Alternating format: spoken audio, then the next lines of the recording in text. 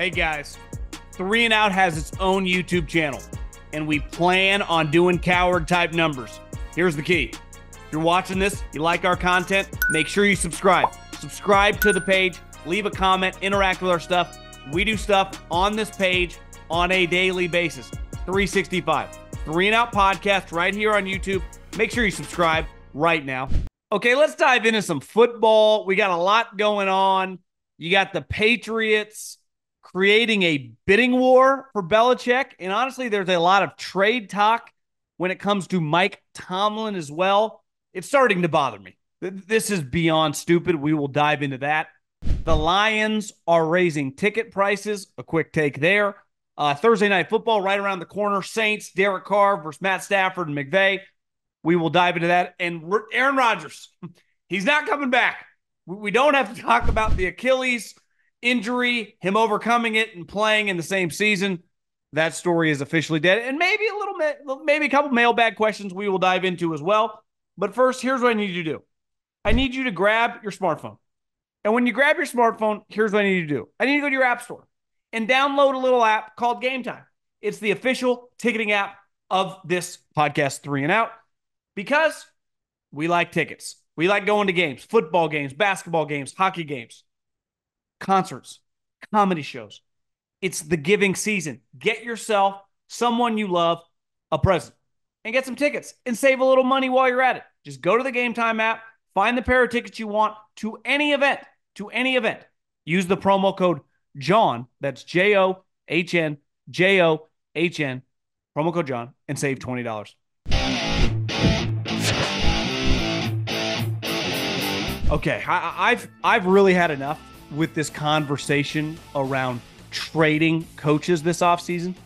Could they create a bidding war for Bill Belichick?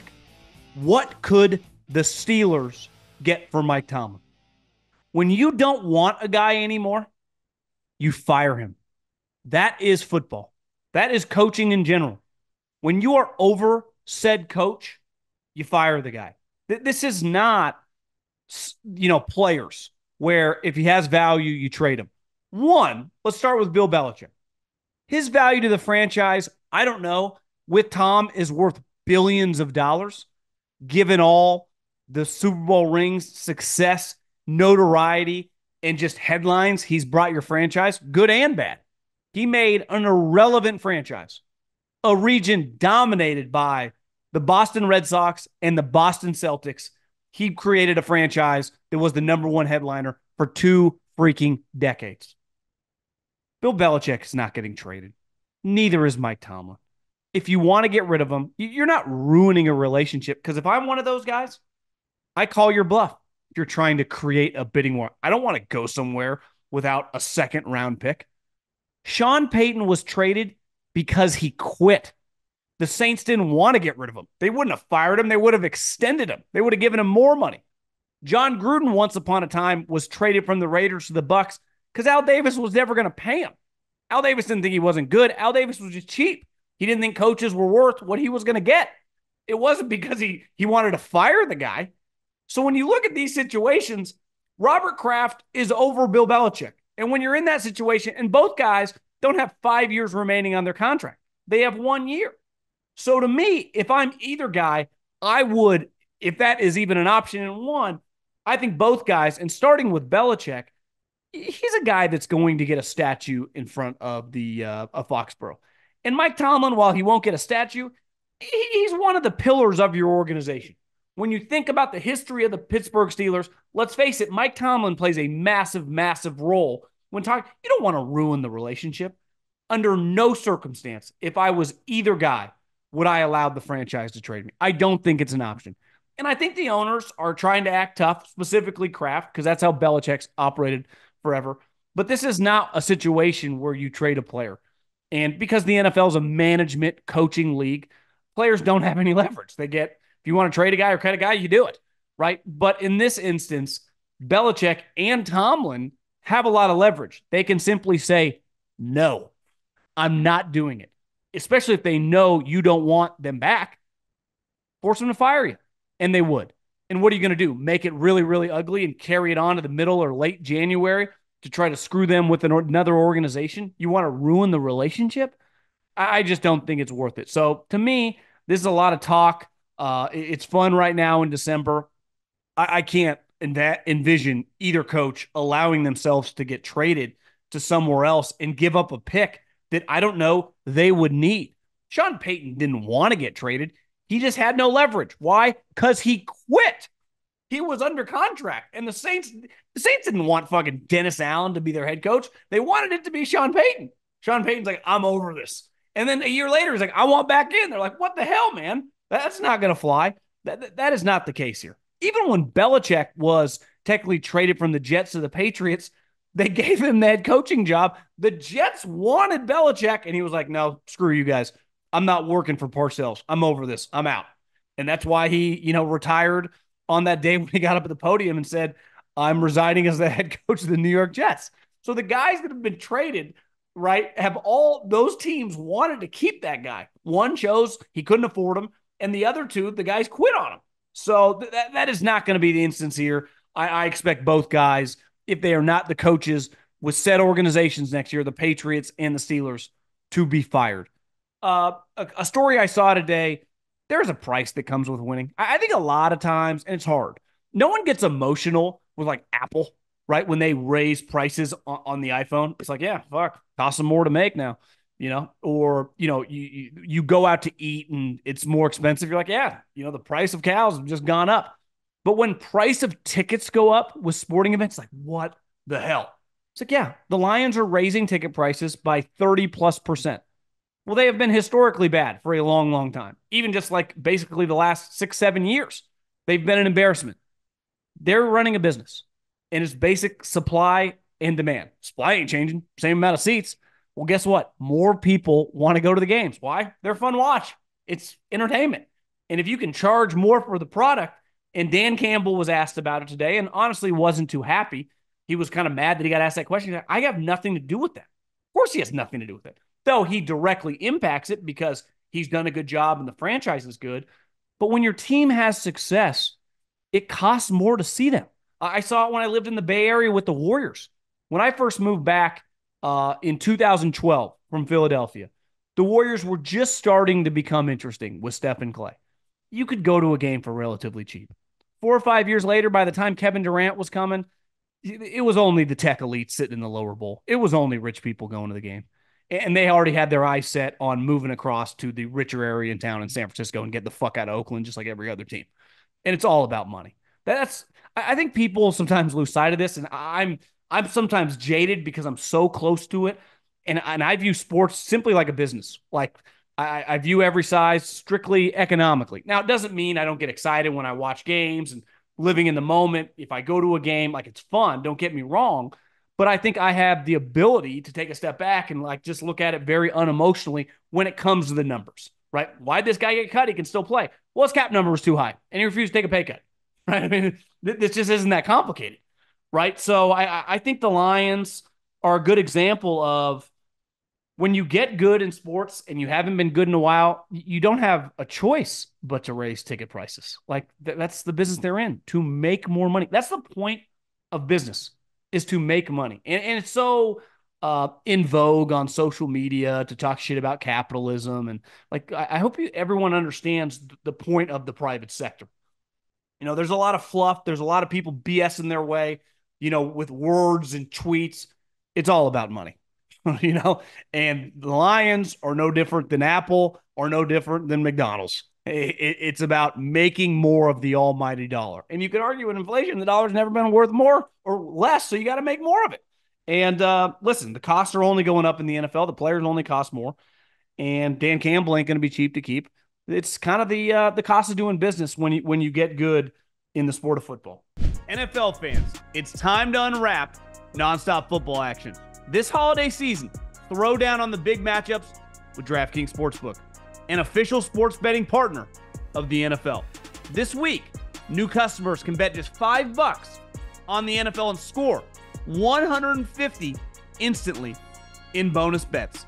Download the DraftKings Sportsbook now with code JOHN, John. New customers can bet $5 on the NFL action to score $150 instantly in bonus bets. only on DraftKings Sportsbook with code JOHN. The crown is yours. We have a Thursday night game right around the corner. It's the Saints at the Rams. And I just wrote down, I think, a couple headlines that if the Rams were to beat the Saints or if the Saints were to beat the Rams. And I think both these two teams are right now on the fringes. They're both 7-7. I think the Rams are better than the Saints. I like the Rams in this matchup. I think they have a huge advantage at coach. Obviously, Sean McVay on his worst day is better than Dennis Allen on his best. And the quarterback combination is not even close. Matt Stafford is a far, far superior player than Derek Carr. But, you never know. Thursday night games, late in the season, they get weird, and they get weird fast.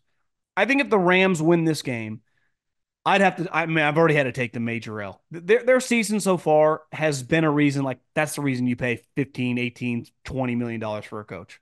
This is the reason we are so hard on the Spanos family. Because when you pay a premium for a guy who's elite, like, yeah, when your team is loaded, he can win you a Super Bowl. What about when your team's got a bunch of random rookies and an older veteran quarterback who's been beaten up and a star defensive tackle who threatens to retire? And 99% of people can't name another player on the defense. Can you compete? No, I can't only compete. I'm going to make the playoffs. I'm going to go 9-8 or 10-7. That's what I'm going to do. And this is why it's like, well, if you keep hiring these guys who have no business being your head coach and then bitch and moan every year while you win, you underachieve or don't get the job done, you only have yourself to blame. And I think Sean McVay and Les Snead have had the ultimate muscle flex of like, this is a really, really high level organization. And this is also, and I don't mean to wrap the Chargers into this, I just think there's no place for them in LA. I understand financially why they went, and they love telling everybody about their new practice facility. They honestly are the last team that matters in Los Angeles. Because even the Clippers, who are, a Grand Canyon wide gap behind the Lakers in interest, despite having star players, have been there for a long time. I mean, the LA Clippers have been there, it feels like, the majority of my 39 years on this life. I think they moved there in the 80s. But it's like, it just doesn't make any sense. But if you are going to try, you better try to get a superstar. And that's what the Rams have. When I close my eyes and I think about the Rams, I don't think Aaron Donald, who's going to the Hall of Fame. I don't think Matt Stafford, who's made $400 million playing football and won a Super Bowl. I think Sean McVay. He's the star. Like, he's their Pat Riley, right? I mean, he's their star. The guy that I would put on the billboard would be their coach. And he's had just a fantastic year. And on the flip side, if the Rams beat the Saints, like, I'm sorry, Dennis Allen and Derek Carr have been another disaster. Now, Dennis Allen, we saw coming. He's just not a head coach. And some people aren't. And I say this over and over. There's nothing wrong with being a number 2 in the NFL. It pays $2 to $3 million. Like, he would be a sought-after defensive coordinator. He's really good. He's not very good as a coach. And listen, Derek's one of the more polarizing guys of the last, I don't know, 20 years. He just joined a list of players in NFL history that includes 2 other guys that have played 10 years and thrown for 3,000 yards in every single season. It was Peyton Manning and Dan Marino. I mean, so it's like, it's like, well, it's just sustainability, longevity, availability. But you watch him this year, and listen, I've watched Derek Carr play since he was in high school, and I've defended him some years with the Raiders because I thought he was better than the way people talked about him. But I've watched a lot of Saints football this year, and it hasn't been good. Period, point blank. I mean, it hasn't. And the offensive coordinator is him. He will not get hit. He wants no part of getting hit, which I wouldn't either. But I'm not being paid $30-40 million to sit in the pocket and throw strikes. And he's not good enough to kind of ad-lib. He's definitely not good enough to not step into throws. And it shows throughout the season. Honestly, I'll do the other flip side of this. I will be stunned if the Rams lose this game. Now, if the Saints win this game, their season is going to come down to the following week. And somehow they've kept their, head above water, and they play Tampa next week in Tampa, which would feel like for all the marbles. And here's what you would say about the Saints. If they are able to win the division at 9-8, if they were to beat Tampa Bay and win the South, that home stadium would be rocking. Now, they would be a heavy underdog to either the Cowboys or the Eagles, but it's a tough place to play. So no one's going to bet on Dennis Allen or Derek Carr. given that obviously Derek's never won a playoff game. He's actually, I think, only played in the one because the other year he broke his ankle. And Dennis obviously has never coached in a playoff game as a head coach. But you'd say, hey, maybe that home field, maybe things get weird, and it's football. It's a one-off situation. But I still think any Saints fan listening to this would tell you to your face, yeah, just can both these guys go? And again, it would just put a lot of pressure on the Rams the final 2 weeks. I mean, they play the Niners the final game, and who knows? That could come down to do the Niners still have anything to play for? Are they resting guys? But I, you just anytime you get a home Thursday night game late in the season, it does feel a little must win. And the last but not least, the Aaron Rodgers conversation, I think, has been exhausting. And I was someone that picked him to win the division. So I have no problem talking about Aaron when he's playing. It's fun. He's a polarizing guy. Everyone has an opinion on him when he's playing good, when he's playing bad. He's just, one of the stars of all of sports. And he's just an interesting guy to talk about because of some of his failures in the postseason. You can blame him, you can blame the defense. But this year was going to be an opportunity to kind of have his Tom Brady moment, and that was ripped away from us 5 plays in. And he said today that he plans on playing past 2024. I do think this conversation, and I understand if I was in his shoes, hating everyone that talks about sports and talks shit about him. I get it, but I do think this entire discussion over the Achilles injury about returning, I've always defended him because I think he's one of the best players I've ever witnessed. And I've seen him live several times. He's just an all-time great player. But it's like, was he a little into himself? Did he hate not being talked about after kind of owning the headlines and have to keep himself in the headlines by saying, I'm going to play this year? You were never going to play this year. And I don't pretend to be some fucking doctor here, but give me a break. And so if I'm not 100%, no shit.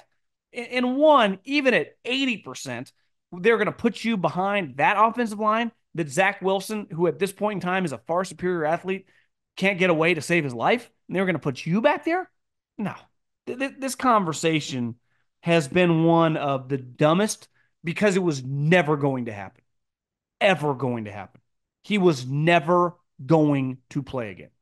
And listen, when he keeps throwing his name in there, uh, it's going to keep being talked about. Now, finally, we can just end the conversation about the return for the Achilles injury.